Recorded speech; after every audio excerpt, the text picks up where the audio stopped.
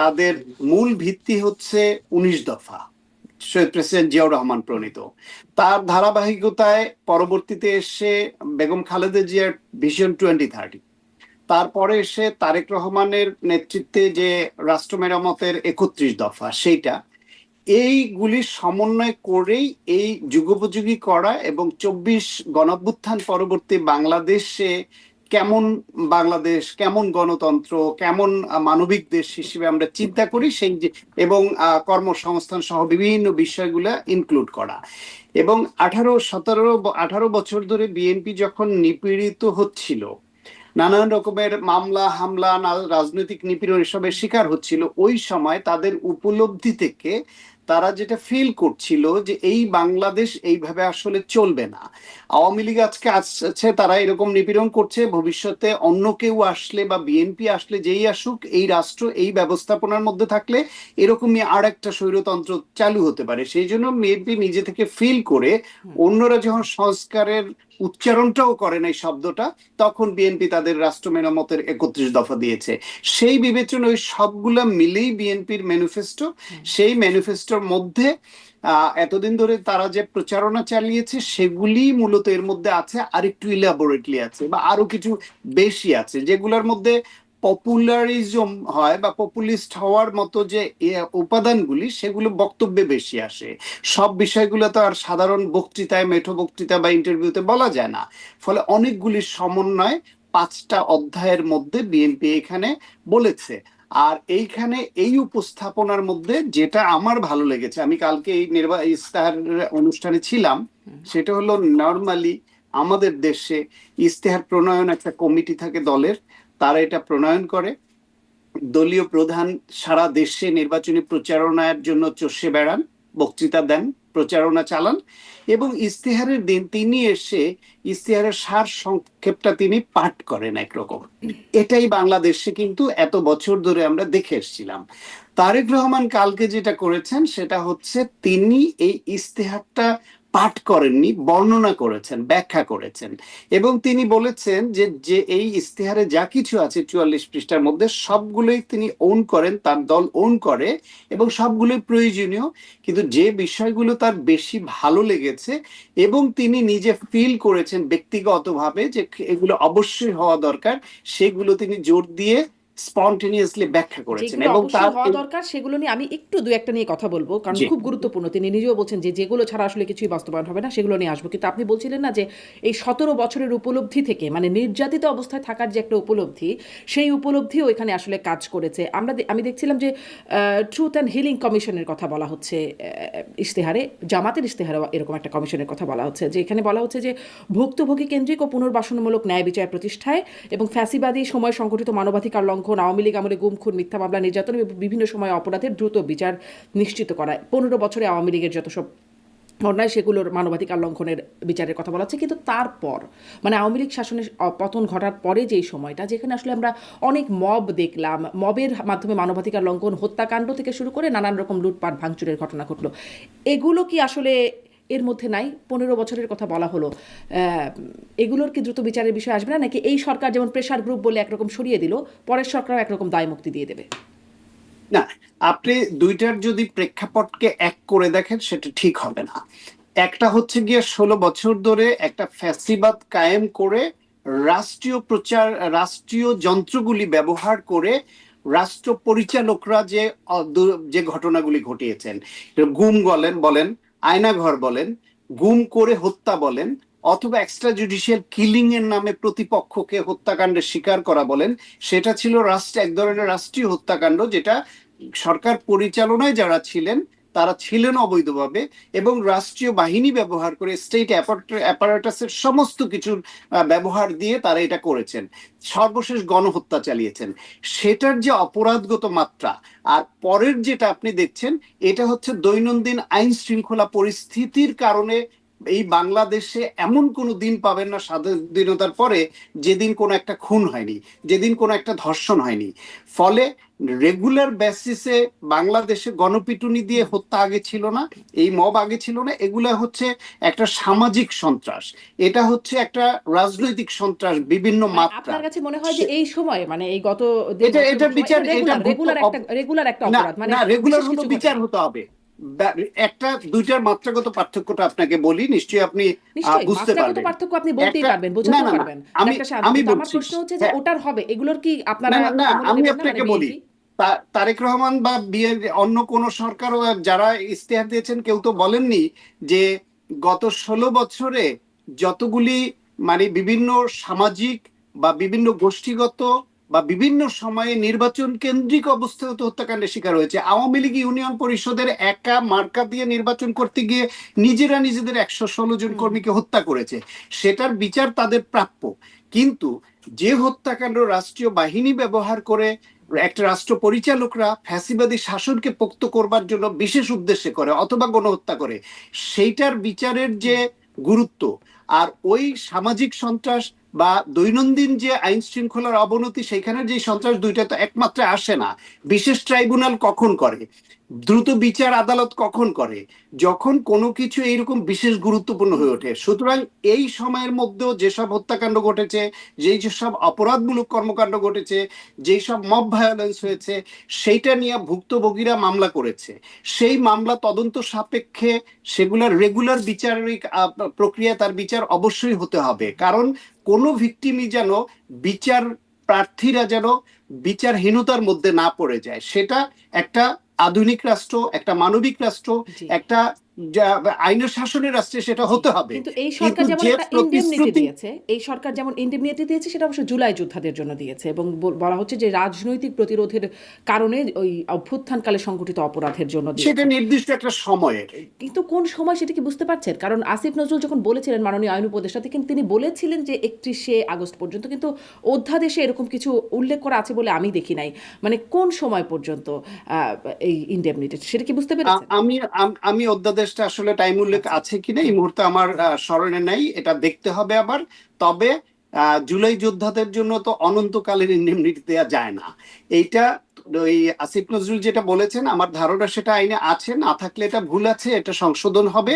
কারণ ওই নির্দিষ্ট, আপনি দেখেন যে আমি আমি নিজে জুলাই গণ অভ্যুত্থানের সময় গ্রেফতার হয়েছিলাম, একটা মামলার আসামি আমি। এখন ওই মামলা থেকে আমাকে অব্যাহতি দিয়েছে। এখন আমি যদি আরো আগে বা আরো পরে কোনো অপরাধ করি, তাতে যদি মামলা হয়, সেটা আমি ওই জুলাই ভিকটিম বলে তো আমাকে সেখান থেকে এই রাষ্ট্র বিনা তদন্তে বিনা বিচারে আমাকে অব্যাহতি দিতে পারে না। সুতরাং জুলাই যোদ্ধা হলেও তারা অনন্তকাল কোনো অপরাধ করলে শুধু ওই কারণে ছাড় পাবেন, এটা হতে পারে না। কিন্তু আসলে এবার মানে ইন্ডেমনিটির তো শুধুমাত্র ওই সময়কালের কথা বলা হচ্ছে, কিন্তু তারপরে দেখা যাচ্ছে জুলাই যোদ্ধাদের একটা বিশেষ অবস্থা, মানে আইন শৃঙ্খলা বাহিনীর কাছে তারা খুব একটা, তাদের অপরাধ খুব একটা যে আমলে না হয় বা তাদের নামে যে খুব একটা মামলাও করা যায় তাও না। যেমন ধরেন যখন ওই যে আওয়ামী লীগের নেত্রী শাম্মী আক্তারের বাসায় চাঁদাবাজির ঘটনা ঘটলো, জুলাই যোদ্ধাদেরই কেউ কেউ গেলেন, তখন সরাসরি আসিফ মাহমুদ সজীব ভুঁইয়ার নাম উল্লেখ করেছিলেন, যিনি গ্রেপ্তার হয়েছেন, মানে একদম প্রত্যক্ষ যিনি ধরা হয়েছে যাকে, তিনি বলেছেন যে তার সহায়তা বা তার বিষয়টা আছে। কেউ কোনো তদন্ত করে নাই, কেউ কোনো সেটার জন্য কোনো মামলাও হয়নি, কোনো আমলই নেওয়া হয় নাই, দুদকও কোনো রকম এটা নিয়ে কেউ আর কি কোনো রাষ্ট্রীয় কর্তৃপক্ষ এরকমটা করে না, নাই। যদি যদি এরকম কোনো আসামি বলে, হুম। সেটা আসামিরা নানান উদ্দেশ্যে নানান কারণে বলে, সেটা সত্যও হতে পারে, সেটা মিথ্যাও হতে পারে, সেটা তদন্ত করলে বের হয়ে আসবে। এখন সেই আসামিরা তো কারাগারে আছে, এটা বিচারের আওতায় আছে। সুতরাং তদন্ত হয়নি বলে যে তদন্ত হতে পারবে না এমন তো নয়। জি। আম, মানে আপনি মনে করছেন যে আসলে বিএনপি যদি ক্ষমতায় আসে তখন এই সময়ের যে অপরাধগুলো আছে সেগুলো আসলে বিচারের মধ্যে পড়বে? কারণ আমরা আসলে দেখি কি, যেই সরকারের সময় অপরাধ, আমাদের বাস্তবতায় আমরা যত দেখে আসছি সেই সরকার সেই আমলের বিচারগুলো করে না, পরের সরকার গিয়ে করে, এরকম আমরা দেখেছি। বা বিরোধী পক্ষের বিচার বেশি বাংলাদেশে হয়, বিরোধী পক্ষের বিচার বাংলাদেশে হয়। খুব দুর্ভাগ্যজনকভাবে বাংলাদেশে এই ট্রেন্ড চলে। হুম। বাংলাদেশে ওই একই আদালত বেগম খালেদা জিয়াকে সাজা দেয়, হুম। এতিমের টাকা হস্তান্তর করেছে এক অ্যাকাউন্ট থেকে আরেক অ্যাকাউন্টে, সেটাকে দোষী সাব্যস্ত করে এবং প্রচার চালায় যে এতিমের টাকা হুম। চুরি করেছে রাজনৈতিক দল।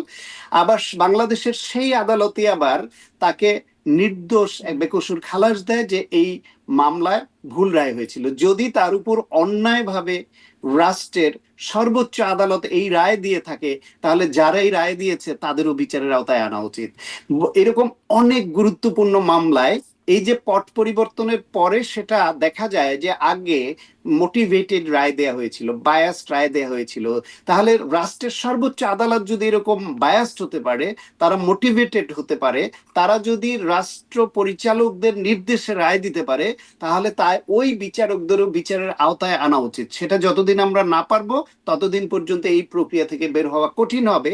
কারণ ওইটা হলেই কেবলমাত্র পরবর্তী সময়ে যারা বিচার বিভাগে দায়িত্বে থাকেন তারা ভাববেন যে আজকে আমি পদে আছি, কারো হুকুমদারি করে যদি আমি মিথ্যা মামলায় কাউকে এরকম আমি ভিকটিম করি, আমি তাকে যদি মিথ্যা রায় দিয়ে এইভাবে তার জীবন নষ্ট করি, তাহলে আমি পদ থেকে গেলে ভবিষ্যতে আমিও বিচারের আওতায় আসতে পারি। যেটা বাংলাদেশের বিভিন্ন বাহিনীর বেলায় স্পর্শকাতর বিবেচনায় এই কাজটা কেউ করতো না, বিচার বিভাগের বেলায়ও করতো না। আমি আরো স্পষ্ট করলে বলতে পারি যে যারা যখন ক্ষমতায় আসে তারা এই স্পর্শকাতর জায়গাগুলোর আগের অপরাধীদের ধরার জন্য, বিচারের আওতায় আনার জন্য হাত দেয় না। কারণ তারা মনে করে যে আমরা যদি ওটা করি তাহলে আমরা এখন কোনো এদেরকে অন্যায় নির্দেশ দিলে সেই নির্দেশ তো মানবে না। সেই কারণে রাষ্ট্র পরিচালনায় যারা বিভিন্ন সময় এসছে তারা বিশেষ উদ্দেশ্যে এগুলা স্পর্শকাতর জায়গাগুলো হাত দিত না। কিন্তু আমার দাবি, আমার চাওয়া যে যদি আমরা একটা মানবিক রাষ্ট্র চাই, আইনের শাসন চাই, বিচার বিভাগের স্বাধীনতা চাই, এবং বিচার বিভাগে কেউ চাইলেও হস্তক্ষেপ করতে পারবে না এরকম বিচার ব্যবস্থা আমরা চাই, তাহলে বিচার বিভাগ সহ বিভিন্ন বাহিনীতে যারা এরকম স্পর্শকাতর অপরাধে যুক্ত ছিল, বিশেষ করে আলোচিত বিষয়গুলো, সেগুলো তদন্তের আওতায় আনা উচিত এবং তাদের বিচারযোগ্য হলে আলোচিত অবশ্যই বিষয় বললেন তো, তখন এই দুটো শব্দের ক্ষেত্রে মনে পড়লো 21শে আগস্ট। সব মামলার আসামি, মানে মামলার সব আসামিরা খালাস পেয়ে গেছেন এই সময় রায়। আগে যারা অপরাধী হিসেবে গণ্য হয়েছিলেন এখন সবাই খালাস হয়ে গেছে, এবং তারপরে আর কিছুই হলো না। মানে ওই অপরাধে মানে ওই সময় যে এতগুলো মানুষ মারা গেল তার জন্য আর কিছুই হলো না। আপনার কি মনে হয় এটিও তো একটা স্পর্শকাতর এবং আলোচিত বিষয়? ডেফিনেটলি আলোচিত বিষয়। আপনি শুধু 21শে আগস্টের সংখ্যাটা বড় এবং বড় নেতা ছিল ওইটাকে ধরছেন। শেরাটনের সামনে ওইখানে যে বাসে গান পাউডার দিয়ে 12 জন লোককে হত্যা করা হয়েছিল, নারী শিশু সহ, সেইখানে আওয়ামী লীগ নেতা নানক সহ অনেকে অভিযুক্ত হলেন। তারা ক্ষমতায় আসার পরে বললেন না, ওকে দিয়ে জোর করে বলানো হয়েছে। সেইখান থেকে তাহলে কি এই যে হত্যাকাণ্ডের শিকার যারা হলেন, গান পাউডার দেওয়া হলো, আগুন দেওয়া হলো, কেউ না কেউ তো করেছে। তাহলে যাদের নামে বিএনপির সময়ে চার্জশিট হয়েছিল, যাদেরকে দোষী করা হয়েছিল, ধরে নিলাম ওনরা নির্দোষ, তাহলে দোষী কে? তাকে খুঁজে বের করে এই রাষ্ট্রের দায়িত্ব ছিল, তাদের খুঁজে বের করে এই আইন শৃঙ্খলা রক্ষাকারী বাহিনীর দায়িত্ব ছিল। ঠিক একইভাবে 21শে আগস্ট গ্রেনেড হামলা যেটা, সেটা যে বা যারাই ঘটিয়ে থাকুক, তাহলে এ দোষী না, তাহলে দোষী কে? তার কাউকে না কাউকে তো আমাদের ধরতে হবে বা তদন্তে আনতে হবে। এই যে বিডিআর হত্যাকাণ্ড, এই যে এতগুলো চৌকস আর্মি অফিসারকে মেরে ফেললো, শুধু এই দিক ওই দিক রশি টানাটানি হচ্ছে, তদন্ত রিপোর্ট হচ্ছে, এই হচ্ছে ওই হচ্ছে, কিন্তু অ্যাকচুয়ালি কারা খুন করলো বাংলাদেশে দুর্ভাগ্যজনক ভাবে এইটা পট পরিবর্তনের সঙ্গে সঙ্গে সুর বদলে যায়, কিন্তু প্রকৃত দোষীকে সেটা কেউ জানতে পারি না আমরা। এই ধারা থেকেও আমাদের নিশ্চয়ই বের হয়ে আসতে হবে। সেটি আসলে খুবই একটা গভীর সংকটের জায়গা বলেছেন। এই ট্রুথ অ্যান্ড হিলিং কমিশন সম্পর্কে আর একটা দুটা কথা একটু শুনি, যে সেখানে আসলে মানে আওয়ামী লীগের পুনর্বাসনের কোনো জায়গা আছে কিনা, আওয়ামী লীগের সাথে কোনো যোগাযোগ, সেটির কোনো সুযোগ আছে কিনা। আমরা এই সরকার, মানে বর্তমান অন্তর্বর্তীকালীন সরকারও আসিফ নজরুল সাহেবই বলেছিলেন গত বছর মে মাসে সম্ভবত, যে ট্রুথ অ্যান্ড রিকনসিলিয়েশন কমিশন গঠিত হবে, কিন্তু সেটি এই সরকারের আমলে পরে শেষ পর্যন্ত এসে নাকচ হয়ে গেছে। প্রধান উপদেষ্টা সেটি নাকচ করে দিয়েছেন, তেমনটি হবে না। মানে এরকম কিছু কি এই ট্রুথ অ্যান্ড হিলিং কমিশনের ভাবনার মধ্যে আছে? এইখানে কমিশনের ভাবনার মধ্যে আছে কিনা সেটা এখনো স্পষ্ট নয়, কিন্তু তারেক রহমান রয়টার্স এর সঙ্গে বক্তব্যে তো বলেছেন যে শেখ হাসিনার সন্তানদের যদি দেশের জনগণ চায় তাহলে তারা রাজনীতিতে ফিরতে পারবেন। এটা একটা ইঙ্গিত। তো ইঙ্গিতটা কিরকম, এবং আমিও মনে করি দেশের বেশিরভাগ মানুষের চাওয়া এটা, যে আওয়ামী লীগ একটা বিশাল দল ছিল, রাজনৈতিক দল। সেই রাজনৈতিক দল 16 বছর ফ্যাসিবাদী কায়দায় দেশ চালাতে গিয়ে তাদের অনেক নেতারা গুম খুনের সঙ্গে যুক্ত হয়েছেন, তাদের অনেক নেতারা লুটপাটের সঙ্গে যুক্ত হয়েছেন, অনেক নেতারা 14, 18 এবং 24-এর নির্বাচনের মতো এরকম গণতন্ত্র হত্যাকারী নির্বাচনে তারা সংশ্লিষ্ট ছিলেন।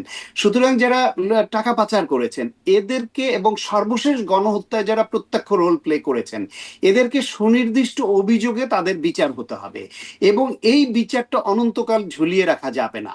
দ্রুততম সময়ের মধ্যে সঠিক তদন্ত করে এদেরকে বিচারের আওতায় আনতে হবে। এখন এদের বিচারটা হয়ে গেলে, রায় হলে, বাকি যে বিশাল আওয়ামী লীগের সমর্থক জনগোষ্ঠী থাকলো তাদেরকে কি করবে? শেখ মুজিবুর রহমান তো 72 সনে যুদ্ধ অপরাধী, মুক্তিযুদ্ধ বিরোধী শক্তি, তাদেরকেও পর্যন্ত ওই সুনির্দিষ্ট ফৌজদারি অপরাধে অপরাধী ছাড়া বাকি সবাইকে সাধারণ ক্ষমা ঘোষণা করে দিলেন। জিয়াউর রহমান তো এসে তিনি যা বাংলাদেশকে আরো অ্যাকোমোডেটিভ করার উদ্দেশ্যে বা ঐক্যবদ্ধভাবে এগিয়ে যাওয়ার জন্য তিনি তো রাজনৈতিক দল হিসেবে যারা নিষিদ্ধ ছিল তাদেরকে ওপেন করে দিলেন যে সবাই রাজনীতি করার সুযোগ পাক, জনগণ যাদের গ্রহণ করে তারা রাজনীতি করবে। সুতরাং আওয়ামী লীগের বেলাও যারা অপরাধী, যাদের বিরুদ্ধে সুনির্দিষ্ট অভিযোগ আছে, তাদের বিচারের আওতায় এনে বাকি যারা, তাদের তো নাগরিক অধিকার রাজনীতি করা, তারা কেন রাজনীতি করতে পারবে না? নিশ্চয়ই বাংলাদেশের সেই দিকে এগুতে হবে। এত বড় একটা শক্তিকে মূল ধারার রাজনীতির বাইরে রেখে তো এই দেশ এগোতে পারবে না। অনেকে আবার মানে আওয়ামী লীগের নেতারা অনেকেই আবার মাথার উপর ছাতার খোঁজে অনেকে বিএনপিতে ঢুকে পড়ছেন, বিএনপির নানান প্রচারণায় মুখ ফসকে জয় বাংলা স্লোগান দিয়ে ফেলছেন। মানে আমরা যেমন আওয়ামী লীগ আমলে ওবায়দুল কাদেরের মুখে শুনতাম কাওয়া হাইব্রিড ইত্যাদি নানান ফার্মের মুরগি, এরকম বিএনপি আওয়ামী লীগে ঢুকে যাচ্ছে। এখন আসলে বিএনপিতে এরকম কাওয়া হাইব্রিড বা ফার্মের মুরগি ঢুকছে কিনা কোনোভাবে? হ্যাঁ, ঢুকে পড়ছে তো, সেটা তো সংবাদ মাধ্যমে আমরা দেখতে পাচ্ছি যে আওয়ামী লীগের সুবিধাভোগী বা আওয়ামী লীগের পদে ছিলেন এরকম অনেকে জামাত ইসলামে ঢুকেছে, বিএনপিতে ঢুকেছে, বিভিন্ন দলে কম বেশি ঢুকছে। কেউ আবার দলীয় পদে ঢুকেনি কিন্তু প্রচারণায় বা স্থানীয়ভাবে মিশে গেছে। দেখেন, প্রত্যেকটা রাজনৈতিক দলের, বিশেষ করে যারা পাওয়ার পলিটিক্স করে, বুর্জোয়া রাজনীতি, পাওয়ার পলিটিক্স বা এর মধ্যপন্থার রাজনীতি যারা করে, এই ধর্মভিত্তিক রাজনৈতিক দল এবং বামপন্থী ক্যাডার ভিত্তিক রাজনৈতিক দল, এই টাইপের দল ছাড়া বড় দলগুলোতে সবার বেলায় দেখবেন যে এদের নেতা কর্মীদের মধ্যে অনেকগুলা লেয়ার থাকে। কেউ থাকে হচ্ছে আদর্শিকভাবে ওই দলকে ভালোবেসে করে, সেই দলের আদর্শ ভালো খারাপ সেটা ভিন্ন বিবেচনা, কিন্তু তার কাছে ওই দলের আদর্শ ভালো লাগে বলে দলকে এবং দলের আদর্শকে ভালোবেসে ডেডিকেশন নিয়ে করে। আর কিছু আছে তারা হচ্ছে গিয়ে যে দলে থাকলে তিনি একটু এম্পাওয়ার্ড হবেন, একটু তিনি খবরদারি করতে পারবেন, নির্বিঘ্নে ব্যবসাটা করতে পারবেন, একটু তার আর্থিক লাভবান হবে, সমাজে তিনি বুক ফুলিয়ে চলবেন, এইসব নানান ইকুয়েশন মাথায় রেখে ওই দলে করে। ফলে বাংলাদেশে তো এরকম অনেক বড় বড় নেতাদেরই যখন সরকার হয় ওই সরকারি দলে যোগ দিয়ে সরকারি দলের এমপি হওয়ার এরকম নজির তো আছে। এরকম হাস্যরসের কথাও তো আছে যে আমি তো দল বদলাই না, আমি সবসময় সরকারি দল করি, সরকার বদলায় তো আমার দোষ কি? সুতরাং এরকম নেতাও তো বাংলাদেশে আছে। এটা হঠাৎ করে চলে যাবে না। আদর্শিক রাজনীতি যত বেশি স্ট্রং হবে তত বেশি এই ধরনের এই যে দলছুট, এই দিক ওই দিক করা সুবিধাবাদী রাজনীতিকের সংখ্যা তত কমে আসবে। তাহলে কি মানে এই কথার একটা সামারি করি, এটা যে ধানের শীষ বা বিএনপি জিতলে আওয়ামী লীগ রাজনীতিতে পুনর্বাসিত হতে পারবে, এরকম একটা সামারি কি টানা যায়? কারণ মানে দেখছিলাম যে বিভিন্ন জায়গায় এই প্রচারণাটাও করছে যে বিএনপি ক্ষমতায় আসলে মানে শেখ হাসিনা ফিরতে পারবেন, এমন কথাও আসলে ভাইরাল হয়েছে। এরকম একজন নারী বলছেন যে আমি বরাবরই আওয়ামী লীগের ভোটার, কিন্তু এবারে ধানের শীষে ভোট দিব, কারণ ধানের শীষে ভোট দিলেই শেখ হাসিনা ফিরতে পারবেন। এরকম একটা ভাইরাল জিনিস দেখলাম। আরও বিভিন্ন জায়গায় মানে প্রচারণার মধ্যেও এরকমটা আসছে। ঠিক সরাসরি শেখ হাসিনা ফিরতে পারবেন এমনটি না বললেও আওয়ামী লীগ ফিরতে পারবে, এরকমটি কি বাস্তবতা হতে যাচ্ছে? না, না, অত সরল না, অত সরল অঙ্কে বলা যাবে না। বিষয়টা এরকম যে শেখ হাসিনা সহ যারা অপরাধ করেছেন তারা বাংলাদেশে ফিরতে তো পারবেন, এখনো তো বাংলাদেশ তাদের চায়। এই সরকারও তো তাদেরকে চিঠি দিয়ে ইন্ডিয়ার কাছে শেখ হাসিনাকে ফেরত চেয়েছে, সুতরাং তিনি চাইলেই তো ফিরতে পারেন। বিএনপি আসলো নিশ্চয়ই ইন্ডিয়ার কাছে শেখ হাসিনাকে ফেরত চাইবে। চাইবে কেন?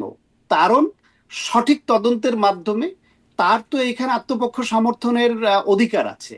তার আইনজীবীর মাধ্যমে তিনি আত্মপক্ষ সমর্থন করবেন, তিনি বিচারের মুখোমুখি হবেন, এবং তিনি নির্দোষ প্রমাণিত হতে পারলে তিনি সেটা হবেন।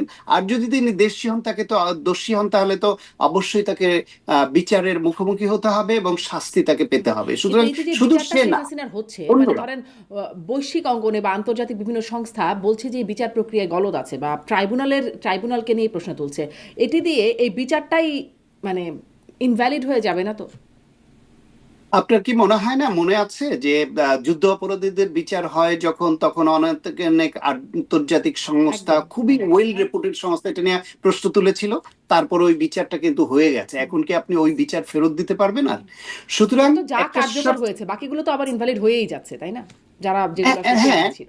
এখন এখন সেটা আন্তর্জাতিক সংস্থা তাদের মতামত তারা দিবে, কিন্তু একটা দেশের স্বাধীন সার্বভৌম দেশ, সেখানকার যে সরকার, তারা যদি মনে করে তাদের এখানে যে আইন, তাদের এখানে যে বিধি ব্যবস্থা যেটা করেছে সেই অনুসারে এটা ঠিক করেছে, সেটা তো আন্তর্জাতিক সংস্থাগুলো সেটা তো বাধা দিয়ে সেটা রুখতে পারবে না। এখন কিছু ত্রুটি থাকলে আমাদের প্রত্যাশা থাকবে, অতীতে যেরকম বিনা বিচারে অথবা অন্যায়ভাবে ইন্টেনশনালি কাউকে ভিকটিম করা হয়েছে, এই সরকার এর আমলে যে বিষয় নিয়ে বিতর্ক উঠেছে, ভবিষ্যতে যারাই রাষ্ট্র পরিচালনার দায়িত্বে আসলো, হোপফুলি আমি আশা করি বিএনপি আসবে, তারা আসলে যেন তারা যেরকম ভিকটিম হয়েছেন, তারা যেরকম অন্যায়ের শিকার হয়েছেন, তাদের হাতেও যদি আবার অন্য কেউ একই অন্যায়ের শিকার হয়, তাহলে তো বুঝতে হবে তাদের ঠিক উপলব্ধিটা আসলো না। একজন কিন্তু একই ভিকটিম, অন্যায়ের শিকার হবে না একজন তার কি মানে নজির এই পর্যন্ত দেখা গেছে? ধরেন যত মামলা বাণিজ্য আছে তার বেশিরভাগই আসলে বিএনপির হাতে হয়েছে। মানে আওয়ামী লীগের ছোট চুনাপুটি বড় সড়ো যারা আছেন, এমনকি বাসার কর্মচারী, তাদের নামেও মামলা অনেক এসে গেছে, এবং মামলা বাণিজ্যের সাথে বিএনপির নামটা খুব বড় করে আসে, সবচেয়ে বেশিভাবে আসে। সেরকম চাঁদাবাজির জায়গায় বিএনপির নামই আসছে, এবং বিরোধী পক্ষ একদম প্রচারণায় স্পষ্টভাবে চাঁদাবাজির বিষয়টা বলছে। মানে ওয়েল, নজির কি এটা স্থাপন করতে পারলো যে যেটা শিকার বিএনপি আচ্ছা, হয়েছে সেটা বিএনপি করবে না?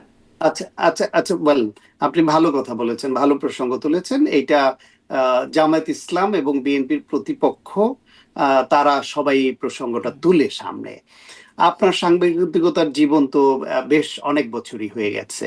তো আপনি কি দেখেছেন যে বিএনপিতে এই যে এরকম হাজার হাজার নেতাকর্মীর বিরুদ্ধে শাস্তিমূলক ব্যবস্থা গ্রহণ করা, এই গ্রহণ করার অর্থটা হচ্ছে দল থেকে এই অভিযোগটা মেনে নেওয়া, যে তাদের বিরুদ্ধে যে অভিযোগ আছে তার সত্যতা দল পেয়েছে। প্রথম ধাপটা, আগে তো রাজনৈতিক দলগুলো বাংলাদেশের নিজ দলের নেতাকর্মীদের বিরুদ্ধে এরকম অভিযোগ উঠলে তারা আমলেই নিত না, মনে করতো যে এর বিরুদ্ধে শাস্তিমূলক ব্যবস্থা গ্রহণ করলে এটা মেনে নেওয়া হচ্ছে যে আমার দলে চাঁদাবাজ আছে। না, হতো তো বিএনপি, শুদ্ধি অভিযান হয় না? আওয়ামী লীগের সময় তো নানান বিভিন্ন সময় শুদ্ধি অভিযান হতো, ক্যাসিনো ট্যাসিনো কত কিছু বের হয়ে যেত, হতো তো শুদ্ধি না, অভিযান। না, সেটা আইন শৃঙ্খলা রক্ষাকারী বাহিনীর অভিযানে ধরা পড়তো।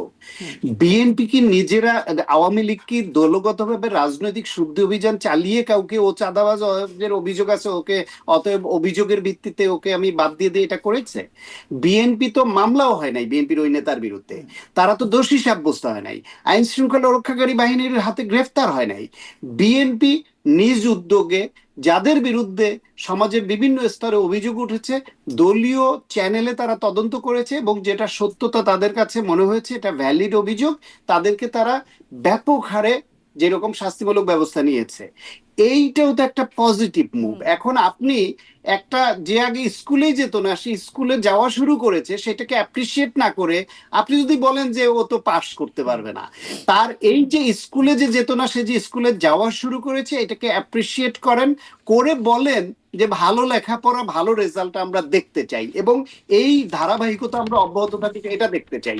এখন আমরা যদি ভালো একটা উদ্যোগ নিলে সেটাকেও যদি আমরা ওইভাবে প্রশ্নবিদ্ধ করি, তাহলে তো সে এই যে সব ভালো উদ্যোগে মুভটা, আমাদের প্রশ্নবিদ্ধ করাটাই আমাদের কাজ, মানে সেই উদ্যোগটাও বিষয়ে না, আমরা জানবো। না, কারণ কি উদ্যোগটাকে বিএনপি যখন উদ্যোগটাকে ক্ষমতায় ছিল, প্রশংসাও করতে হবে। নিশ্চয়ই বিএনপি একটা ব্যবস্থা নিচ্ছে, আমলে নিচ্ছে, সেটি নিশ্চয়ই প্রশংসাযোগ্য। কিন্তু আমি এটাও একটু প্রশ্ন করতে চাই, বিএনপির মানে দলের উপরে কি একটু কন্ট্রোল কম? মানে এভাবে করে এতবার বলার পরেও একজন দুইজন তিনজন মানে হয়েই যাচ্ছে, এবং বহিষ্কারের সংখ্যাটাও বেশ বড়, তারা এই ব্যবস্থাগুলো আপনি নিল। তারপরে আপনি ধরেন আপনি তারপরে ধরেন জোট সরকার যখন ছিল, তখনও তাদের কর্মীদেরকে নিয়ন্ত্রণ করা গেল না। মানে নেতাকর্মী অনেকে এত বেশি সন্ত্রাসী হয়ে আপনি উঠছিলেন, তাদের বিরুদ্ধে ক্রস ফায়ার মানে ওই যে অপারেশন ক্লিন হার্ট চালাতে হলো, সেখানে বিএনপিরই বেশি নেতাকর্মী মারা গেছে বলে এটা এটা তারাও দাবি এটা করছে। বলতে এটা বলতে দ্বিধা নাই, এবং আপনি নতুন করে প্রশ্ন তুললেও এ প্রশ্ন পুরনো, হুম। এবং আপনারও নিশ্চয়ই উপলব্ধি থাকবে যে বাংলাদেশে, আবারও সেই কথাটা বলি, মধ্যপন্থী পাওয়ার পলিটিক্স করা দলগুলোর মধ্যে চেইন অফ কমান্ড ধর্মভিত্তিক দল এবং বামপন্থী দলের তুলনায় অনেক শিথিল। যদি চেইন অফ কমান্ড এত স্ট্রং থাকতো তাহলে কি বাংলাদেশে প্রায় 80 জন বিদ্রোহী ক্যান্ডিডেট বিএনপির হয়? আওয়ামী লীগের আগের নির্বাচনগুলোতে যে এত বিদ্রোহী ক্যান্ডিডেট হতো সেটা কি হতো? জাতীয় পার্টি যে বারবার ভেঙে যাচ্ছে সেটা কি হতো? সুতরাং মধ্যপন্থী পাওয়ার পলিটিক্স করা দলগুলো এটা চেইন অফ কমান্ডটা এইরকম, এই আদলে এখনো আছে। তারা এইটাকে কবে রেটিফাই করে ওই রকম ধর্মভিত্তিক দল বা ক্যাডার ভিত্তিক দলের মধ্যে আদৌ হতে পারবে কিনা বা আদৌ হতে চায় কিনা সেটা ভিন্ন প্রশ্ন। কিন্তু যেরকম আছে এই বাস্তবতা মেনে নিয়েই এই দলগুলোকে মানুষ ভোট দেয় এবং এই দলগুলোকে মানুষ ক্ষমতা রাষ্ট্র পরিচালনার দায়িত্ব দেয়। বিএনপি আগের থেকে এই বিষয়ে অনেক উন্নতি করেছে, শুধু তার কিছু প্যারামিটার আমাদের কাছে স্পষ্ট। আমাদের প্রত্যাশা এবং চাওয়া হচ্ছে বিএনপি যেন এবং অন্যান্য রাজনৈতিক দলগুলো যেন এই যে তাদের যে এখনকার যে প্র্যাকটিস এটা অব্যাহত রাখে। রাতারাতি তারা সূর্য যাবে এটা আমিও আশা করি না, কিন্তু একটা বেটার বিএনপি আমি চাই। এখনো প্রচারণায় তো দেখা যাচ্ছে যে বিএনপির একজন নেতা তিনি প্রচারণায় গিয়ে বলছেন যে 12 তারিখ পর্যন্ত, হাত জোর করে বলছেন 12 তারিখ পর্যন্ত চাঁদাবাজি না করতে, অনেক চাঁদাবাজি বেড়ে গেছে, 12 তারিখ পর্যন্ত চাঁদাবাজি না করতে। এরকমটা এখন দেখা যাচ্ছে, মানে 12 তারিখের পরে আবার হ্যাঁ, জি। এটা এটা ওই একজন প্রার্থীর এই নিউজটা এসছে প্রথম আলোতে, আমি দেখেছি। এটা এর আগেও দু একজনে বলেছে তাদের অসহায়ত্ব, যে তারা জনগণের কাছে রায় প্রত্যাশা করেন, কিন্তু তার দলের একজন কর্মী বা নেতা যখন চাঁদাবাজি করেন তখন ওই 2-4 জনের জন্য পুরো দলটা কলঙ্কিত হয় অথবা ওই প্রার্থীর প্রতি বিরূপ মনোভাব হয়। ফলে এই মুহূর্তে তার হাতে বিএনপির পক্ষ থেকে কিন্তু বারবার পুলিশ প্রশাসনকে বলা হয়েছে যে আপনারা আমাদের দলের কারো বিরুদ্ধে সুনির্দিষ্ট অভিযোগ থাকলে তার বিরুদ্ধে আইনগত ব্যবস্থা নিন। এই সরকারকে বারবার তারেক রহমান নিজে বলেছেন, দল থেকে বলা হয়েছে স্টেটমেন্ট করে। কিন্তু এরা ওই অপরাধ কেউ করলে তার বিরুদ্ধে ব্যবস্থা না নিয়ে তা সরকারের পক্ষ থেকে, সংবাদ মাধ্যমের পক্ষ থেকে, অন্য দল থেকে বিএনপি কে শুধু অ্যাকিউজড করা হচ্ছে। এইখানেও চাঁদাবাজ বিএনপিতে আছে, তো বিএনপিতে দখলদার আছে, তো আছে বলেই তো তাদের বিরুদ্ধে ব্যবস্থা নিচ্ছে, এবং সবগুলো তো বিএনপির তদন্তের আওতায় আনাও সম্ভব না এত বড় দলে। সেই ক্ষেত্রে হয়তো স্থানীয়ভাবে কোনো একজন নেতা তার এলাকায় তার কর্মীদের দ্বারা এই আচরণে অসহায় বোধ করে তিনি এই হাত জোর করে এই কথাটা বলেছেন যে মানুষকে আমার প্রতি বিমুখ করাবেন না। কিন্তু যখন রাষ্ট্র পরিচালনার দায়িত্বে আসবে তখন বিএনপি কে আমরা আরো জোরালো ভাবে অ্যাকিউজ করতে পারবো যে এখন তো পুলিশও আপনাদের হাতে, প্রশাসন আপনাদের হাতে। তো তখন তো আপনারা হয়তো বলতেন যে পুলিশ গ্রেপ্তার করে না, এটার দায় তো সব বিএনপির না, কিন্তু তখন বিএনপি কে আরো জোরালো ভাবে আমরা অ্যাকিউজ তার করতে মানে এখন পারবো যেমন যে বিএনপি রাষ্ট্র নিজের পরিচালনা। চাঁদাবাজ বা দখলদারদের কাছে বিএনপি একরকম অসহায়, তখন সেই অসহায়তাটা থাকবে না। কোথাও কোথাও জি। কোথাও কোথাও কোনো কোনো কর্মীর কাছে এই অসহায় বোধ আছে, কারণ এটা সব দলীয় ব্যবস্থাপনায় এইভাবে ব্যবস্থা নিয়ে কোথাও কোথাও হয়তো পারছে না। কিন্তু যখন রাষ্ট্র পরিচালনার দায়িত্বে বিএনপি আসবে তখন বিএনপি যদি সত্যি সত্যি তারা যেটা বলছে, তার যে অঙ্গীকার করছে এবং এই প্রতিশ্রুতিকে তারা বলছে রাষ্ট্রের সঙ্গে নাগরিকের বা জনগণের চুক্তি, সেই চুক্তি যদি তারা বাস্তবায়ন করতে চায় তাহলে তো তখন তাদের দলীয় নেতা কর্মীর এইরকম চাঁদাবাজ, দখল বা কোনো অপরাধে যুক্ত হলে সেই ব্যবস্থাটা নেওয়া তাদের অবশ্য কর্তব্য হয়ে দাঁড়াবে। এবং তখন যদি সেই ব্যবস্থা না নেয়, এখনকার এই প্রতিশ্রুতি নিয়ে আমরা বিএনপি কে অবশ্যই ধরতে জি পারবো। জি মানে আর একটা ইশতেহারের খুবই গুরুত্বপূর্ণ বিষয় যে যেই বিষয়গুলো ছাড়া কিছু বাস্তবায়ন করা যাবে না বলে জনাব তারেক রহমানই বলছেন যে দুর্নীতি দমনের বিষয়ে তিনি বিশেষ গুরুত্ব দিচ্ছেন। এবং কিন্তু সমস্যা হচ্ছে যে এই দুর্নীতি নিয়ে আবারও বিরোধী পক্ষের প্রচারণার কথা বলি, প্রচারণার বড় একটা জায়গা, অভিযোগ আক্রমণের বড় একটা জায়গা হচ্ছে দুর্নীতি। সেখানে আর ঠিক শীর্ষ নেতা মানে তারেক রহমানের দুর্নীতিতেই নানান রকম ট্যাগ আছে, খাম্বা, হাওয়া ভবন, মিস্টার 10% ইত্যাদি নানান রকম ট্যাগ কিন্তু আছে। সেগুলো থেকে মুক্ত হয়ে আসলে মানে এই এই এই যে প্রচারণাটা সেটি খুব ভালে পানি পাবে। মার্কিনেরাও কিন্তু এখনো পর্যন্ত মানে তখন সেই তার বার্তায় যে ফাঁস হওয়া বিষয়, সেখানে নানান রকম নেতিবাচক বিশেষণ বিশেষায়িত করা হয়েছিল জনাব তারেক রহমানকে। এখনও দেখা যায় অনানুষ্ঠানিক বক্তব্যে ওই যে সেই ফাঁস হওয়া বক্তব্যের কথা বলছি, ওয়াশিংটন পোস্টেও যেটা নিয়ে খবর হয়েছে, সেখানেও বিএনপি নিয়ে একটুখানি কথা আছে, সেইটুকুতেই বলা হচ্ছে দুর্নীতি এবং অভ্যন্তরীণ কোন্দলে তারা নিজেরাই মানে এটাকেই সমস্যা হিসাবে দেখছে বিএনপির। এই অবস্থায় আসলে বিএনপির দুর্নীতি বিরোধী প্রচারণা খুব ভালে পানি পাচ্ছে। আচ্ছা, হালিপারি পাচ্ছে না বলে আপনার কেন মনে হচ্ছে সেটা আমি আমি একটু জানি না, প্রশ্ন কারণ করছি যে হচ্ছে, পাচ্ছে কিনা না আসলে আমি আপনার বলছি আমি বিশ্লেষণ। বলছি জি। আমি বলছি আপনাকে, তারেক রহমানকে নিয়ে যে অভিযোগ, সেটা যে খুব ভ্যালিড অভিযোগ ছিল না, সেটা তো আমরা শুধু যদি এটুকু দেখি যে যে আওয়ামী লীগ সরকার 16 বছর প্লাস ক্ষমতায় থেকে এবং যে 111-এর সরকার 2 বছর ক্ষমতায় থেকে তারা মাইক্রোস্কোপিক ফাইন্ডিংস গুলা পর্যন্ত অ্যাকুমুলেট করবার চেষ্টা করেছে, সেই অবস্থায় তারা কোনোভাবে তারেক রহমানের প্রত্যক্ষ কোনো দুর্নীতির এমন কোনো এভিডেন্স জাতির সামনে হাজির করতে পারেনি, যেটা দ্বারা মনে হয় যে তারেক রহমান রাষ্ট্রের ব্যাপক অর্থ সম্পদ দুর্নীতি করে এই পাচার করেছেন বা এই সম্পদ করেছেন বা এইখানে তার এই সম্পৃক্ততা ছিল। সেই রকম কোনো এভিডেন্স আপনার হাতে বা আমাদের হাতে এই আমাদের আওয়ামী লীগ কোনো সরকার রাজনৈতিক নেতার বিরুদ্ধে দিতে মানে শীর্ষ পেরেছে কিনা? নেতাদের বিরুদ্ধে এমন কোনো অভিযোগ কি কখনো একদম প্রমাণিত মাইক্রোস্কোপিক বিষয় দিয়ে একদম নির্ভেজাল ভাবে প্রমাণিত আছে? 111 সরকার আসার পরে শেখ হাসিনার নামে দুর্নীতির নাম মামলা হয়েছিল খালেদা জিয়ার থেকে 3 গুণ বেশি। এখন যত পরবর্তীতে সেটা শেখ হাসিনা ক্ষমতায় আসলো, সব উঠে গেল। খালেদা জিয়ার নামে ছিল 5টা মামলা, সেই মামলা 36টা হয়ে গেল। এইটা ক্ষমতার পরিবর্তনের পরে হলো। এখন শেখ হাসিনাকে যদি আমাদের দুর্নীতিবাজ বলতে হয়, তাহলে পরবর্তী সরকার যারা আসবে তাদেরকে অবশ্যই, ইতিমধ্যেই শেখ হাসিনা কিছু দুর্নীতির তদন্ত রিপোর্ট সামনে আসছে, সব আমরা দেখছি, সেই রিপোর্টগুলো স্বচ্ছতার সঙ্গে আমাদের সামনে হাজির করতে হবে যে শেখ হাসিনা এবং তার পরিবার এই করেছেন। ইতিমধ্যে তাদের যে প্রভাব খাটিয়ে জমি নেওয়া সেটা আমরা দেখেছি, প্লট নেওয়া দেখেছি, বাগানবাড়ি করা দেখেছি, তাদের নামে কিভাবে কিভাবে অর্থ সম্পদ বাড়িয়েছেন সেটা দেখেছি। যদি এটা আরো বড় কোনো এরকম টাকা পাচার, তার ছেলেকে নিয়ে এরকম চাউর আছে যে আমেরিকায় প্রচুর টাকা এরকম তো পাচার বহু হয়েছে। চাউর ছিল, মানে বিএনপি আমলের হ্যাঁ, শীর্ষ নেতাদের বিরুদ্ধে এখন বহু চাউর ছিল। ওকে ফাইন, আওয়ামী লীগ আমলেও সেই এটা নিয়ে সেই আরো বেশি অনেক বড় গল্প আচ্ছা, হয়েছে। সেই চাউরটার প্রমাণ না হওয়া পর্যন্ত কি আপনি জয়কে দুর্নীতিবাজ বলবেন, বলতে পারবেন? আচ্ছা, তাহলে বলতে আপনি পারবো না অভিযোগ আমরা, তুলতে পারেন, মানে আমরা বলতে অভিযোগ পারবো না। তুলতে আচ্ছা। পারবেন, অভিযোগ তুলতে পারবেন, কিন্তু 18 বছর 20 বছর যে ঘটনায় চলে গেছে এবং প্রতিপক্ষ প্রমাণ করতে পারেনি, সুতরাং তাহলে আপনি তাকে এখন দুর্নীতিবাজ এই তকমাটা তার গায়ে লাগাবেন কি করে, বা এটা মানুষকে বিশ্বাস করাবেন কি করে? এটা যে রাজনৈতিক তারা তো প্রচারণা প্রমাণ নয়। করেছিল, পরে এসে আবার সেই কারা মামলা মানে সব কারা ইনভ্যালিড হয়ে কারা গেছে। প্রমাণ করেছিল মানে ওই যে বলেন তো, তারেক বলেন রহমানের তো বিরুদ্ধে টাকা পাচারের মামলায় রায় হয়েছিল না? কোথায় কোথায় টাকা পাচারের মামলা প্রমাণ করেছে বলেন তো, 7 কোন মামলাটায়? বছরের অর্থ পাচারের মামলায় তো তারেক রহমানের কোনটা কোনটা শাস্তি বলেন হয়েছিল। তো, কোন আপনি মামলাটায়, বললে আমি কোনটায়? একটু গুগল করে আপনাকে একদম বলতে একটু পারি যে। গুগল করে দেখান তো, কোন অর্থ আচ্ছা, পাচারের মামলায় তার নামে হয়েছিল, কত টাকা পাচার ছিল, কোথায়? অত বিস্তারিত এখন দেখতে গেলে তো আমাকে একটু সময় নিতে হবে এতক্ষণ। তাহলে আহ, তাহলে আপনি না ওই কিন্তু কিন্তু প্রস্তুতিটা কিন্তু নিয়ে আসবেন হ্যাঁ, না নিশ্চয়ই, পরবর্তীতে, মানে এখন আপনার সঙ্গে কথা। আমি আরো বসবো, হ্যাঁ। আবারও বসবো। আম, আপনি প্রস্তুতিটা নিয়ে আসবেন যে হুম। তারেক রহমানের বিরুদ্ধে কোন মামলায় সাজা দিয়েছে, যেটা ওই টাকা পাচার বা দুর্নীতি বা হাওয়া ভবন কেন্দ্রিক যে দুর্নীতি, হাওয়া ভবনের যে এইভাবে একটা পোট্রে করা হয়েছিল, আর এরা যে 16 বছরের গোটা বাংলাদেশকে হাওয়া ভবন বানিয়ে ফেলেছিল, ওই হাওয়া ভবনের হাওয়া তুলে তুলে, তা হাওয়া ভবনের একটা দুর্নীতির প্রমাণ তারা সামনে আনতে এই যে পেরেছে অর্থ 16 পাচার বছর? বা মানি লন্ডারিং অভিযোগে বিএনপির ভারপ্রাপ্ত চেয়ারম্যান তারেক রহমান এবং ব্যবসায়ী গিয়াসউদ্দিন আল মামুন, তাদের সাজা হয়েছিল 7 বছরের কারাদণ্ড হয়েছিল। কত টাকা কোন দেশে পাচার করেছে দেখেন তো।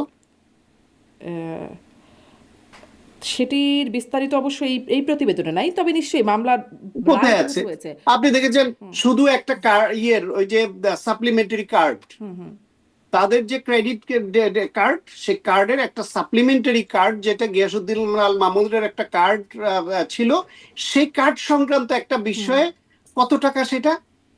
জি।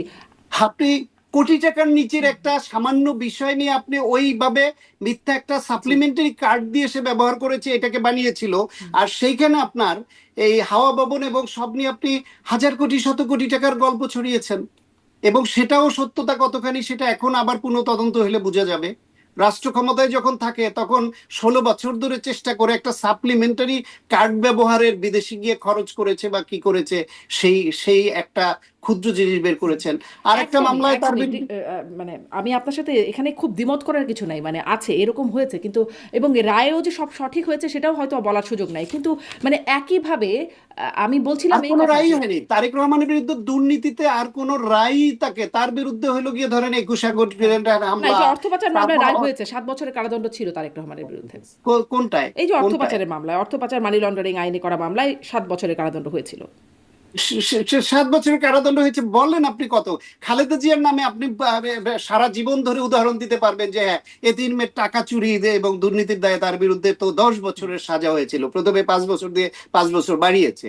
সেই টাকাটা আপনি, এতিমের টাকা সে চুরি করলো কি করে? এক অ্যাকাউন্ট থেকে আরেকটা অ্যাকাউন্টে তার প্রফিট বেশি বলে সেখানে হস্তান্তর করেছে। প্রক্রিয়াগত ত্রুটি হয়ে থাকলে সেটা নিয়ে করতে পারে। ওইখান থেকে 1 টাকা সে খরচ করে নাই, 1 টাকা তুলে নেয় নাই, গচ্ছিত আছে টাকা। তার নিজের হাজবেন্ডের নামে একটা অরফানেজ ট্রাস্ট, সেই টাকা সে চুরি করে নিয়ে গেছে, আমি সেটা আসলে দিয়ে সাজা দিয়ে দিলেন। আর ওই সাজার রেফারেন্স দিয়ে আপনি এখন বলতে না পারবেন ডক্টর খালেদা সাখাওয়াত, জিয়া আমার দুর্নীতিবাজ? আসলে উদ্দেশ্য এটা না যে তারেক রহমান বা বেগম জিয়ার আমলে কি দুর্নীতি হয়েছে বা দুর্নীতি তারা করেছেন কিনা। আপনি বলছিলেন যে প্রমাণ করতে পারেন না, আমি আসলে প্রমাণ করতে পারেন না না, প্রমাণ করতে আমি পারে একটু নাই তো। এখানে কথা বলতে চাই যে এখনো ধরেন যারা আদালতে যাদের আদালতে বিরুদ্ধে বিচার আদালতের হচ্ছে ওই সামান্য বিচার কটা হচ্ছে টাকার যে সেগুলো যদি সাপ্লিমেন্টারি পরে গিয়ে কার্ডের বলে রায় প্রমাণ দিয়ে তো করতে প্রমাণ পারেন হয় নাই। না। হ্যাঁ, তো আদালতের ওই সাপ্লিমেন্টারি একটা কার্ডের একটা সামান্য বিষয় দিয়ে একটা রায় দিয়েছে, তাতেই তো প্রমাণ হয় না। খালেদা জিয়ার নামে 10 বছরের সাজা দিয়েছে, সেটা দিয়ে তো প্রমাণ হয় না। আমরা তো তখনও বলেছি যে এটা টাকা এক অ্যাকাউন্ট থেকে আরেক অ্যাকাউন্টে হস্তান্তর হয়েছে, টাকা পুরোটাই আছে, 1 টাকা খরচ হয়নি, সেটা সুদে আসলে বেড়ে 3 গুণ হয়েছে। তাকে রাজনৈতিকভাবে রায় দেওয়া হয়েছে। এখন ওই রায়ের কারণে যদি কেউ এখন উদাহরণ এনে বলে যে খালেদা জিয়ার নামে তো এই রায় হয়েছিল, তার 10 বছরের সাজা হয়েছিল, সুতরাং এটা তো প্রমাণিত। আপনি ওই রকম একটা রায় হলে প্রমাণিত না। তারপরে দেখেন টাকার অ্যামাউন্ট এত খুঁজে কিছুই না পেয়ে কোন ঠুনকো জায়গায় গিয়ে একটা সাপ্লিমেন্টারি কার্ড ইস্যু করে সাজা দিয়েছে। তাহলে হাওয়া ভবনের যে যে কোটি কোটি হাজার কোটি টাকার গল্প ভেবেছিলেন, সেগুলো কোথায়? খাম্বা নামে যে তাকে যে পোট্রে করেছিলেন, সেই খাম্বার টাকাটা কোথায়? টাকাটা দেন তাকে এখন তাহলে। মানে ধরেন এটি তো শুধু আওয়ামী লীগের আমলে বা আওয়ামী লীগের করে না, যুক্তরাষ্ট্র এই বিষয়গুলো বলে তাদের এটা কেন বলে? যুক্তরাষ্ট্র এখন যে এখানে যুক্তরাষ্ট্রের একজন কূটনীতিক জামাতকে নিয়ে তার যেই স্টেটমেন্ট করেছে, আপনার কি মনে হয় বাংলাদেশের বাস্তবতা এটা? বাংলাদেশের জামাত ইসলাম এখানে ক্ষমতায় চলে আসবে, বিরাট কিছু হয়ে গেছে, এটা আপনার মনে হয়? 12 তারিখ ইলেকশন হোক, রেজাল্ট দেখলেই তো বুঝবেন। তারা কেন সুতরাং মনে করে? এইখানে কারণ হচ্ছে গিয়ে পৃথিবীর সমস্ত দেশেই কখনো কখনো বিশেষ সখ্য তৈরি হলে, কখনো বিশেষ স্বার্থকেন্দ্রিক বিষয় হলে কূটনীতিকরা অনেকে বিভিন্ন রকম দুর্নীতি থেকে বিভিন্ন সময় জড়ায়নি। অথবা দুর্নীতি না করুক, ব্যক্তিগত পছন্দ অপছন্দ, বন্ধুত্ব, নানান কারণেও কি তারা বায়াসড হয় না? সুতরাং তাদের একটা তার বার্তা, আমেরিকার একটা তার বার্তাকে আপনার কি বেদবাক্য মনে হচ্ছে? বাইবেল এটা?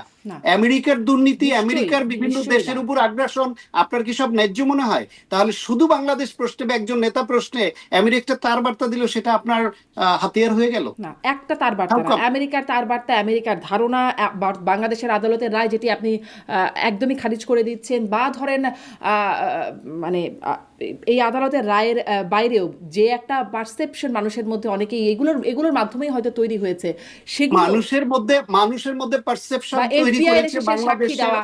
মানুষের মধ্যে পারসেপশন তৈরি করেছে বাংলাদেশের বিশেষ একটা রাজনৈতিক গোষ্ঠী তাদের অনুগত সংবাদ মাধ্যম ব্যবহার করে।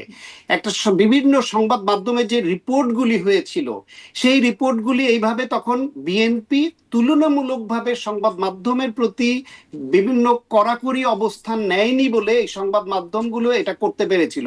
আপনি 16 বছর জয়ের বিরুদ্ধে টাকা পাচার নিয়ে কোন পত্রিকার একটা সিঙ্গেল কলাম করার সুযোগ পেয়েছে দেখেছেন আপনি? পেরেছে? পারেনি।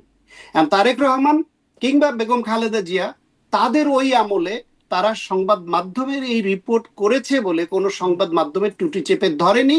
ফলে তারা যে বিশেষ উদ্দেশ্যে, সরকারের বিশেষ উদ্দেশ্য বাস্তবায়নের যে এজেন্ডা নিয়ে নেমেছিল, তারা সেটা প্রচারণায় আনতে পেরেছিল। কিন্তু তারা ফেল করেছে বলে এখন তারা আবার গুটিসুটি হয়ে সেই বিএনপির কাছে তারা যাচ্ছে এবং বলছে বেগম খালেদা জিয়া এত ভালোভাবে রাষ্ট্র চালিয়েছেন, তার এত ভালো নীতিমালা ছিল, এই দলের প্রতি তাদের এই আস্থা আছে, সেটা এখন বলছেন। তাহলে হ্যাঁ, তাদেরকে এখন এটাই খুবই অদ্ভুত ব্যাপার। মানে যখন আওয়ামী লীগ ক্ষমতায় ছিল তখন তারা তাদের আগের দোষ, যেটা ভুল হয়ে গেছিল আওয়ামী লীগের নামে এরকম সেরকমটা বলে তারা আসছে, এখন আবার মানে বিএনপির দিকে যাচ্ছে। এটাই একটা ক্যারেক্টার। হ্যাঁ, বাংলাদেশে তো এই ক্যারেক্টার সব শ্রেণী পেশার মধ্যে আছে। বাংলাদেশে আপনি ডাক্তার, ইঞ্জিনিয়ার, কৃষিবিদ, শিক্ষক, সাংবাদিক, বিভিন্ন পেশাজীবী, এমনকি প্রশাসনে এই সাংবাদিকদের মধ্যে আপনি যা দেখেন, তা কোথায় আপনি এরকম স্বচ্ছতার সঙ্গে সবাই দেশ, রাজনীতি, নীতি নৈতিকতা এটা নিয়ে চলছে, তো সেখানে আপনি শুধুমাত্র একজন ব্যক্তি বা একটা দলকে প্রশ্নবিদ্ধ করা বিষয়গুলা বেশি বেশি আপনারা আলোচনায় আনছেন। আপনি আওয়ামী লীগ আজকে পতিত, তারপরও আওয়ামী লীগ নিয়ে আপনারা বলতে পারছেন না সেই হারে। আওয়ামী লীগ ক্ষমতায় থাকতে তো বলেনই নাই, বেশিরভাগ সংবাদ মাধ্যম এটা বলার সাহসই দেখায় নাই। বিদেশে যারা ছিল তারা কিছুটা সুযোগ নিয়ে বলেছে। আমরা এখানে গুটি কয়েক লোক ভয়ে ভয়ে রাতে গিয়ে টকশোতে কিছু কথা বলতাম, এই তো। হুম। না, আওয়ামী লীগের আমলেও আওয়ামী লীগের এসালামের দুর্নীতি, বড় বড় দুর্নীতির খবরগুলো কিন্তু কিছু কিছু হলেও বের হতো, একদমই যে কিছুই হতো না। আমরা না তখনও না, জেনেছি, একদম তখনও একদম জেনেছি একদম ছাত্রলীগের কার বাসায় 100 কোটি না কত কোটি টাকা তখনও উদ্ধার করা হতো, মানে তখনও আমরা এগুলো না। জানতাম যেগুলো ঘটনাগুলো ঘটছে। হ্যাঁ, না, এটা হতো কিভাবে, এটা তখনও আমরা বলতাম। একটা পাহাড় থেকে একটা নুড়ি পাথর ছিটকে পড়তো। নুড়ি পাথরটা ছিটকে পড়তো কখন? পাহাড়ে পাহাড়ে যখন সংঘর্ষ হতো, শুধু তখন। দুর্নীতিবাজ দুর্নীতিবাজ বা তাদের ভেতরের লোকদের মধ্যে যখন ভাগ বাটোয়ারা নিয়ে সমস্যা হতো বা ঐক্যের ঘাটতি ঘটতো, তখন একজনের বিরুদ্ধে একজন সংবাদ মাধ্যমের কোনো অংশকে ওটুকু দিয়ে দিত, সেটা ছিল একটা পাহাড়ের একটা নুড়ি পাথরের সমান। এসালামের লক্ষ কোটি পাচারের কথাও কিন্তু সেই আমলেই এসেছিল, মানে তখনই আমরা জেনেছিলাম যে এরকম একটা ঘটনা ঘটছে। হ্যাঁ, ব্যবসায়িক দ্বন্দ্ব থেকে এক ব্যবসায়িক গোষ্ঠীর বিরুদ্ধে আরেক ব্যবসায়িক গোষ্ঠী এরকম দিয়েছে, জি। কিন্তু আপনি শেখ রেহানা, শেখ হাসিনা, জয়, পুতুল, কিংবা তার পুতুলের এক্স হাজবেন্ড, কিংবা তাদের ওই যে আত্মীয় স্বজন, তাদের বিরুদ্ধে কয়টা দুর্নীতির খবর আপনি প্রকাশ এখন আবার করতে যেগুলো পেরেছিলেন? আসছে দেখা যাচ্ছে টিউলিপের বিরুদ্ধে, যেরকম যে শেখ হাসিনাকে প্রভাব খাটিয়ে তার উপরে জোর করে তিনি প্লট আদায়ের কথা বলে, তার জন্য শাস্তিরও বিষয় হয়ে যাচ্ছে, যেটি খুবই মানে হাস্যকর বলে বিশ্লেষকরা বিশ্লেষণ করছেন। আমাদের অনুষ্ঠানেও আপনারাও হয়তো এই বিষয়ে কথা বলেছেন। মানে এখন আবার এরকমও তো ঘটনা ঘটছে। না, প্রেসার করে বাংলাদেশে এখন করা হচ্ছে, এরকম অভিযোগটা কে করছে? ওই যারা অভিযুক্ত, যারা এখন অভিযুক্ত তারা করছে। না, মানে আদালতে আইনজীবী বললেন না, সেটা তো খুব ভাইরাল ঘটনা ঘটলো যে টিউলিপকে যখন মানে ওই প্রভাব খাটিয়ে প্লট নেওয়ার ঘটনায় বলা হলো, তখন মানে টিউলিপ প্রভাব খাটিয়েছেন শেখ হাসিনার উপরে, এটা নিয়ে অনেক, এবং কিভাবে প্রভাব খাটিয়েছেন সেটার না কোনো প্রমাণ খুব একটা আসছিল না, মানে। না, এটা প্রভাব খাটানো নয়, এটা প্রভাব বলতে সম্পর্কের প্রভাব, এটা ক্ষমতার প্রভাব নয়। দুই মনের বোনের মধ্যে যে বাংলাদেশের পাওয়ার ভাগাভাগি, একজনের টাকা নিবে একজনের পদ নিবে, এটা তো চাউর ছিল আগে থেকেই। যে একই বাবার দুই সন্তান উত্তরাধিকার সূত্রে একজন বিদেশে থেকে তিনি টাকার ভাগ নিবেন, আর এখানে মন্ত্রী এমপির কোটা নিবেন, আর আরেকজন চেয়ারে থাকবেন, এই আন্ডারস্ট্যান্ডিং এই তো দুই বোন রাষ্ট্রটাকে ধ্বংস করেছে। এবং তার মধ্যে এক বোনের সন্তান যিনি, তিনি আবার শেখ হাসিনার দুর্দিনে ইন্টারন্যাশনাল সাপোর্ট, ইউকের সাপোর্ট, রাশিয়ার সাপোর্ট, বিভিন্ন ব্যবসায় ডিল করে এগুলো করেছেন, সেগুলো তো অপ্রকাশিত নয়। জি, মানে আমি এখানেই বলছিলাম যে সবকিছু প্রকাশ হয়, কিন্তু আবার ক্ষমতার পরিবর্তনে গিয়ে ওই প্রকাশটা মাইক্রোস্কোপিক ভাবে প্রকাশিত, মানে প্রমাণিত হ্যাঁ হচ্ছে হ্যাঁ, না, এই বিষয়গুলো চলে সেখানেই আসে। আমি বলছি, এটি একটা সেখানেই আমি দুর্ভাগ্যজনক। বলছি, সেখানেই আমি বলছি তারেক রহমানের বিরুদ্ধে হাওয়া ভবনকে যেইভাবে একটা হুম। মিথ তৈরি করা হয়েছিল হাওয়া ভবনকে নিয়ে, সেই হাওয়া ভবন কেন্দ্রিক একটা দুর্নীতিও 111-এর সরকার বা আওয়ামী লীগ 16 বছরে প্রমাণ করতে ব্যর্থ হলো কেন, সেই প্রশ্নটা আওয়ামী লীগকে কোনোদিন নিশ্চয়ই, কেউ নিশ্চয়ই, করেনি এবং আপনারা। এরকম মিথ যেন আর না থাকে, যেগুলো প্রমাণিত হয়, যেগুলো সত্যিই যেন প্রমাণিত হয়, খুব চাই আমরা, কিন্তু সেরকমটা আসলে হয়ে ওঠে না। আসি আরেকটা বিষয়, যে বিএনপির প্রচারণায় প্রতিপক্ষকে আক্রমণ তো একটা রাজনৈতিক প্রচারণার একটা কালচার আমাদের, সেখানে যেমন আমি বলছিলাম যে জামাত এখন বিএনপিকে দুর্নীতি নিয়ে বিভিন্ন সময় আক্রমণ বা অভিযোগ তুলে আসছে, আর বিএনপির পক্ষ থেকে অভিযোগ তোলা হচ্ছে সেই মুক্তিযুদ্ধে জামাতের ভূমিকা নিয়ে। অবশ্য জামাত এখন বলছে তারা ক্ষমতায় গেলে সঠিক ইতিহাস তুলে ধরবে মুক্তিযুদ্ধের, এটিও একটা আলোচনার বিষয়। তো এখন যখন বিএনপি দায়ী করছে, তখন আবার ওই যে তারা ওটা বলছে যে সঙ্গে যখন ছিলাম তখন তো এই বিষয়গুলো বলা হয় না, তখন কি 71-এর ভূমিকা ছিল না। এবং আমার অনুষ্ঠানেও বলছিলেন জামাতের একজন নেতা যে বেগম জিয়া বলেছিলেন যে তারা মুক্তিযুদ্ধ বিরোধী, মানে স্বাধীনতা বিরোধী নন যখন যুদ্ধাপরাধের বিচারগুলো চলছিল। এখন আসলে এই বিষয়টা বলে বিএনপিকে আরো বিপাকে পড়ছে নাকি, মানে খুব কার্যকর না, কিছু হচ্ছে? একটা একটা প্রথমে মোটা দাগে একটা জিনিস বলি, সেটা হলো বাংলাদেশের রাজনীতি কখনোই দৃঢ় নৈতিক বা নীতি নৈতিকতার ভিত্তির উপর দাঁড়ায়নি। বাংলাদেশের রাজনীতি সবসময় থেকেছে স্বার্থের ইকুয়েশনে বন্দী। স্বার্থের ইকুয়েশনের কারণেই শেখ মুজিবুর রহমান জাসদকে হত্যা করে, স্বার্থের ইকুয়েশনের কারণেই তিনি যুদ্ধ অপরাধীদেরকে সাধারণ ক্ষমা ঘোষণা করেন। আবার জিয়াউর রহমান এসে আবার স্বার্থের ইকুয়েশনের কারণেই আবার কারো কারো রাজনীতি উন্মুক্ত করেন।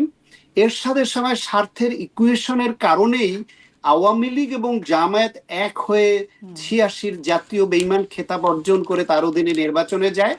স্বার্থের ইকুয়েশনের কারণেই স্বাধীনতার ঘোষকের প্রতিষ্ঠিত দল বিএনপি জামাতের সঙ্গে দীর্ঘদিন রাজনৈতিক মিত্রতা করে।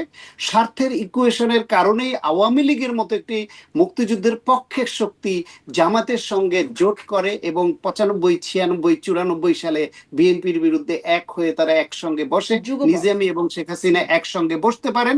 এটাকে রওনক জাহান তার পলিটিক্যাল পার্টিজ অফ বাংলাদেশে বইতে বলেছেন এটা একটা কৌশলগত জোট ছিল তাদের। তারা ওপেন করেননি, কিন্তু তারা যা যা করেছেন সবগুলা বিএনপির এই অফিসিয়াল জোটে যা করেছে তার থেকে একটুও কম করেনি কিছুতে। এইটা ফলে বাংলাদেশের রাজনীতিতে এটা আছে, কিন্তু আছে বলেই এমন নয় যে আওয়ামী লীগের সঙ্গে যখন জামায়াত ইসলাম গিয়েছিল তখন আওয়ামী লীগ জামায়াতকে রাজাকার মনে করতো না, কিংবা স্বৈরাচার যাকে আওয়ামী লীগ বিএনপি উভয়ে মিলে পতন ঘটালো সেই স্বৈরাচারকে দুই দলই আবার জোটে তাদের সঙ্গে নিল, সঙ্গে নিয়েছে বলেই তাদেরকে স্বৈরাচার মনে করতো না এমন নয়। ঠিক একইভাবে বিএনপির সঙ্গে জামাত ছিল বলেই তখন হয়তো এটা প্রকাশ্যে বলতো না রাজনৈতিক ঐক্যের খাতিরে, কিন্তু তাদেরকে রাজাকার মনে করতো না এমন নয়। ফলে বলতেন খালেদা জিয়া সেই উক্তিটিই আসছে, আমিও দেখছিলাম যে ওই সময় তিনি বলছিলেন যে মতিউর রহমান নিজামী, আলী হাসান মোহাম্মদ মুজাহিদ, সাইদি, কামরুজ্জামান মানে তারা মানে জামাত নেতারা তারা স্বাধীনতা বিরোধী নন, আওয়ামী লীগই স্বাধীনতা বিরোধী যারা দেশের বিরুদ্ধে গোপন চুক্তি করছে, মানে তারা নন, তারা তাদের বিরুদ্ধে যে বিচার হচ্ছে সেটা ঠিক না।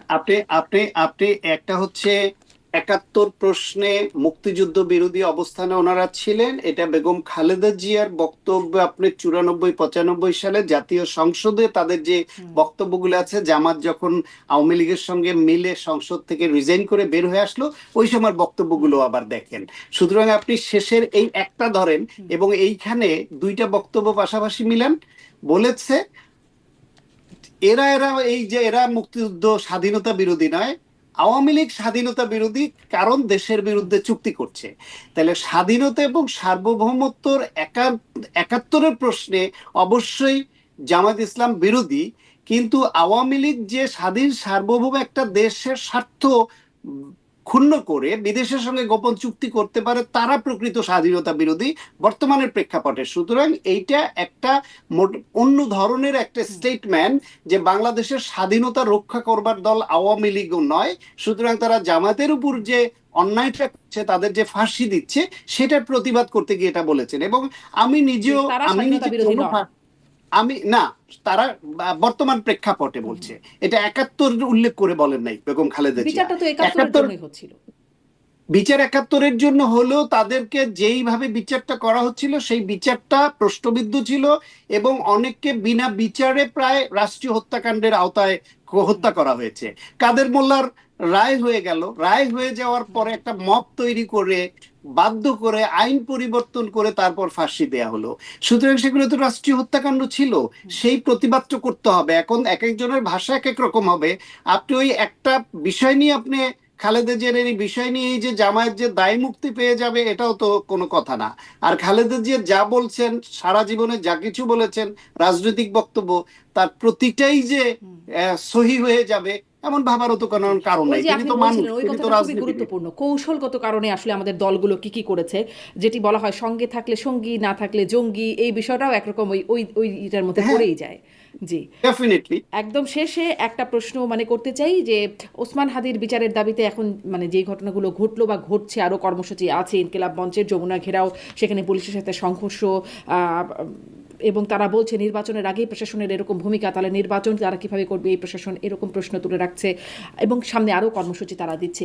এই যে এই ঘটনাগুলো ঠিক নির্বাচনের 2-1 দিন আগে বা 2-3 দিন আগে এই ধরনের ঘটনা ঘটছে, আসলে নির্বাচন কোনোভাবে মানে ভণ্ডুল হবার কোনো শঙ্কা কি আর আছে মানে এর মধ্যে দিয়ে দেখেন? আর অ্যাকচুয়ালি এরকম কোনো আকাঙ্ক্ষা থাকলেও সেটা সম্ভব হবে না, সেটা পারবে না। তাদের দুটো লক্ষ্য থাকতে পারে।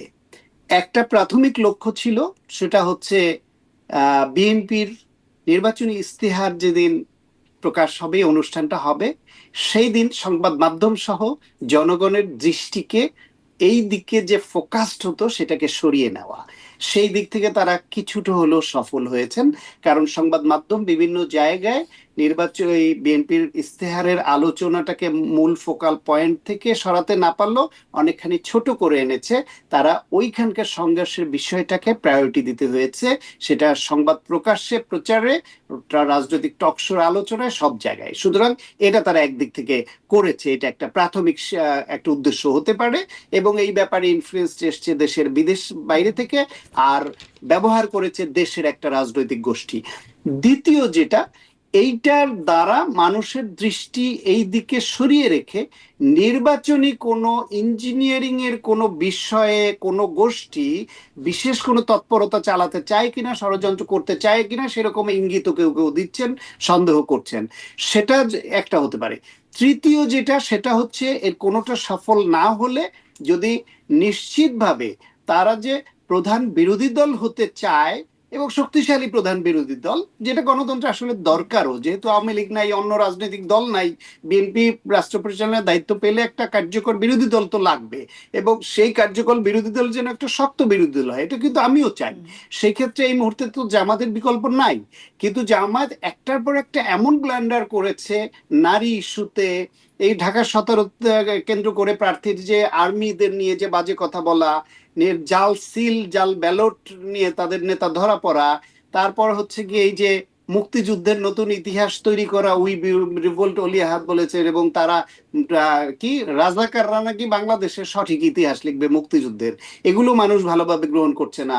তারপর আজকে আবার ধর্ষণের নতুন সংজ্ঞা আবিষ্কার করেছেন জামাতের আমির, বলছে দুজন অসৎ নরনারীর সম্মিলন মিলন হলে সেটাই নাকি ধর্ষণ, এই নতুন সংজ্ঞাও দিয়েছেন। ফলে একটার পর একটা ব্ল্যান্ডার তারা এমন ভাবে করছে এবং ধরা খেয়ে যাচ্ছে, তাতে করে মনে হয় যে তারা যে শক্তিশালী বিরোধী দল হিসেবে যে থাকার আকাঙ্ক্ষা আমাদের অনেকেরও আছে বা তাদের উচিত ছিল, সেখান থেকেও তারা নিচে নেমে যাওয়ার মতো এরকম প্রবণতা স্পষ্ট হলে নির্বাচন থেকে সরে দাঁড়ায় কিনা, সেই ক্ষেত্রটাও এদের মাধ্যমে তৈরি করে রাখতে পারে।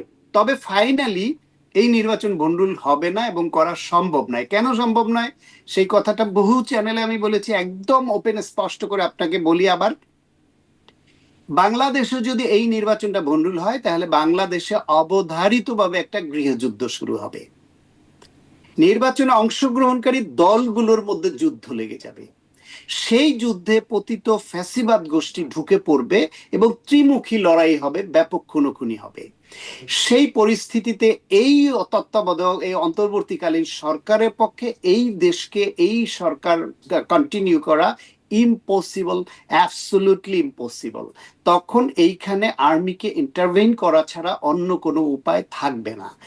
যদি আর্মি বা ইন্টারভেইন করে এবং আর্মির তত্ত্বাবধানে আর্মি ব্যাকড 111 টাইপ বা যে কোনো ফর্মুলা একটা সরকার আসে, তাহলে এই যে এখনকার যে অন্তর্বর্তীকালীন সরকার, তারা যে সংসদে ইনডেমনিটি নিতে পারলো না, যে তারা যা করেছে, এই যে অসাংবিধানিক ভাবে এতদিন যে রাষ্ট্রের দায়িত্বে নিয়ে কিভাবে চালিয়েছেন, সেই ইনডেমনিটিটা নিতে হলে নির্বাচিত সংসদ থেকেই নিতে হবে।